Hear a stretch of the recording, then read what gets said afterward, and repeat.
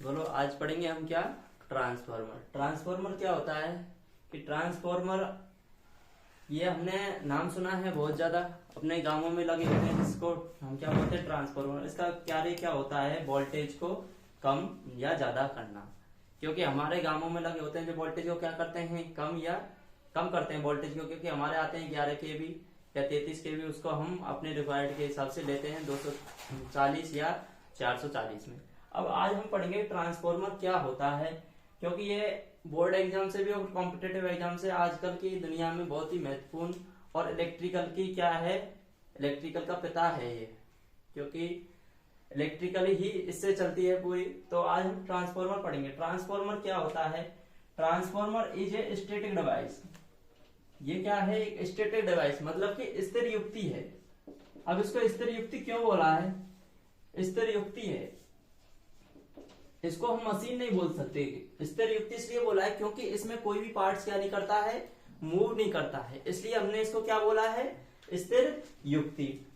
Transformer is a static device that transfer, ये क्या करता है? ट्रांसफर करता है इलेक्ट्रिकल एनर्जी। इलेक्ट्रिकल एनर्जी को ट्रांसफर करता है one circuit to another circuit. मतलब कि हमने इधर क्या करेंगे? हम सप्लाई देंगे तो क्या देंगे हम? वोल्टेज। अब जब क्लोज सर्किट होगा तो इसमें क्या होगा? करंट फ्लो होगी। तो इधर की पावर क्या होती है? पावर बराबर P बराबर VI। तो इधर क्या हो जाएगी? पावर जनरेट हो जाएगी, उसको बोलेंगे इलेक्ट्रिकल पावर। अब इस पावर को ये क्या करता है? अनदर सर्किट में क्या करता है? ट्रांसफर करता है, इसलिए हम इसको क्या बोलते हैं?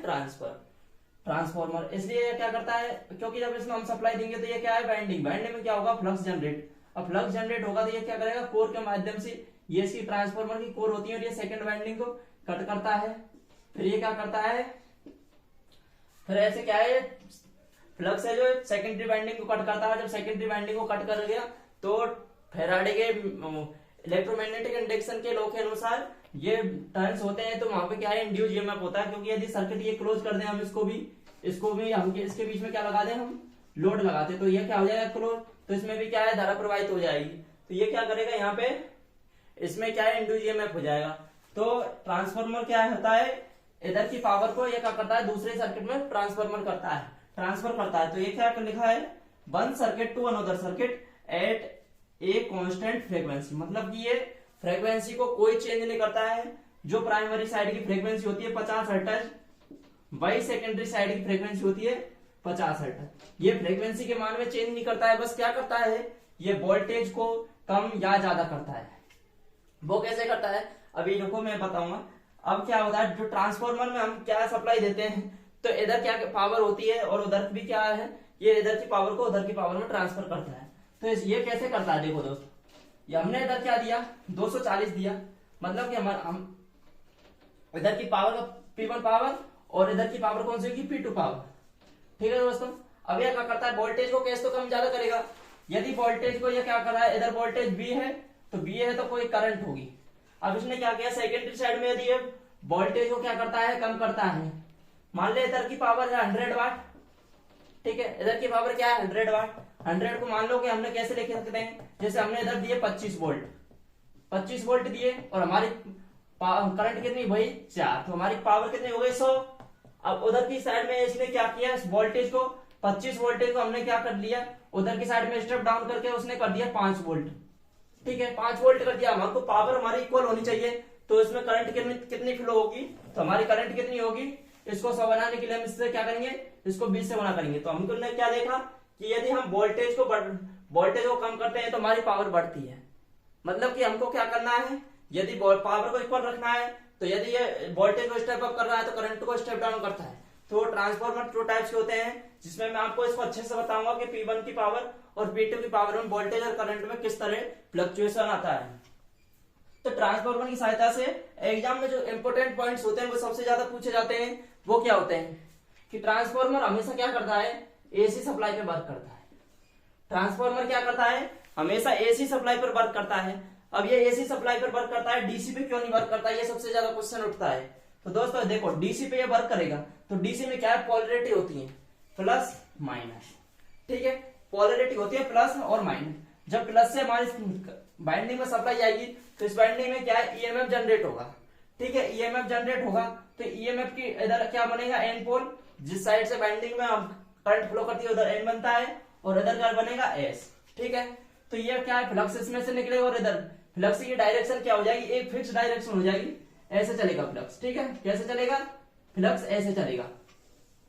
अब जब हमारी कोर एक बार सेंचुरेशन हो जाएगी तो क्या है, फ्लक्स में कोई परिवर्तन हम हो नहीं सकता, क्योंकि एसी डीसी सप्लाई में क्या है, फ्लक्स एक क्या है, एक ही क्या है डायरेक्शन में फ्लो करता है। अब हमारे को पता है जो हमारा फेराडे का लॉ क्या बोलता है, ईएमएफ क्या इंड्यूस होता है जब minus n d phi by d t, मतलब कि हमारे क्या है फ्लक्स में चेंज आना चाहिए। अब हमारा फ्लक्स बिल्कुल एक ही डायरेक्शन में जा रहा है और हमारे क्या है, कैसे तो टर्न्स में चेंज करो या फ्लक्स में चेंज करो, और हमारे फ्लक्स में कोई चेंज नहीं हो रहा, तो हमारा जो इंड्यूस ईएमएफ का मान होता है वो कितना होता है, 0।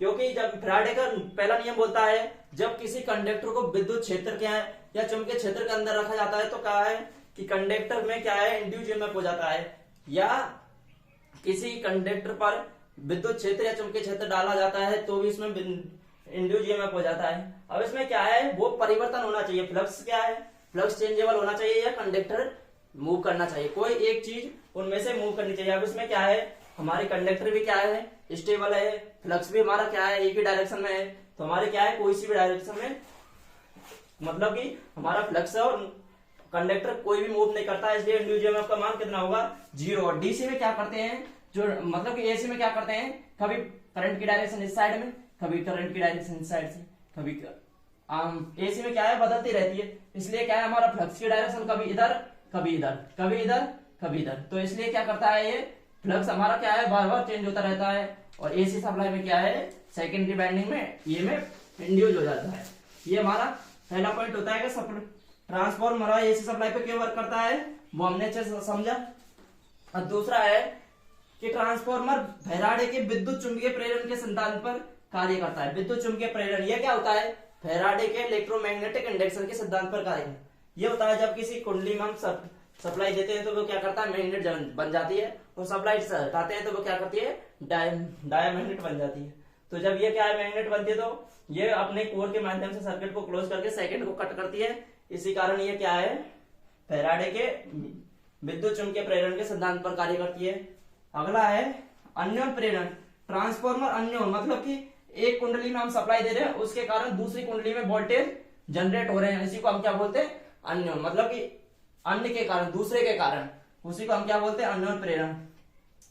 ट्रांसफॉर्मर की रेटिंग हमेशा केवीए में होती है, क्योंकि हमारे ट्रांसफॉर्मर की रेटिंग केवीए मतलब कि वोल्ट एम्पियर में होती है, वोल्ट इंटू एम्पियर में होती है।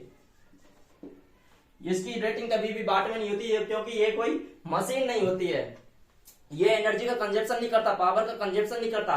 ये एक बल्ब सर्किट की एक प्राइमरी पावर, जो प्राइमरी साइड की पावर होगी उसके सेकेंडरी साइड में बदलता है, ये कोई एनर्जी को कंजप्शन नहीं करता, इसलिए इसकी पावर क्या होती है, वोल्ट एम्पियर में।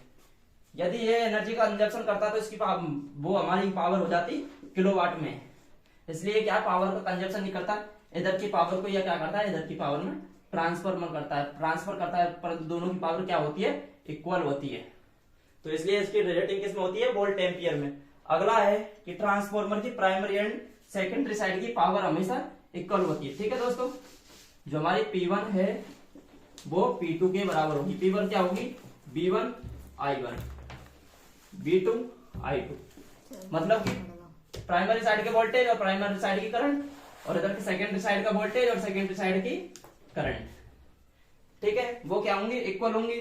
अगला पॉइंट है जो ट्रांसफॉर्मर का मेन पर्पज होता है, जो मेन कार्य होता है वो क्या होता है, वोल्टेज को अप एंड डाउन करना। तो ट्रांसफॉर्मर का मुख्य कार्य होता है वोल्टेज को step up and step down, क्योंकि हमारा आता है वोल्टेज, हम वोल्टेज यदि नहीं होगा तो वहां पे सर्किट में क्या है, करंट फ्लो नहीं होती, इसलिए ट्रांसफॉर्मर में जो हमारा मेन पर्पज होता है वो वोल्टेज के कारण होता है। वोल्टेज के कारण ही करंट सर्किट में धारा प्रवाहित होती है, यदि हमारे वोल्टेज नहीं होगा तो सर्किट में धारा कहां से प्रवाहित होगी, इसलिए हमारा मेन पर्पज किसको रखते हैं, ट्रांसफॉर्मर में वोल्टेज को अप एंड डाउन करने का। तो ये हमारा ट्रांसफॉर्मर होता है, और ट्रांसफॉर्मर कैसे वर्क करता है वो हम आगे की क्लासों में पढ़ेंगे, तो आप हमारे साथ जुड़े रहिए। और आज की क्लास कैसी लगी ये कमेंट्स करके बिल्कुल जरूर बताना, और जो आपके दोस्तों को भी शेयर करना।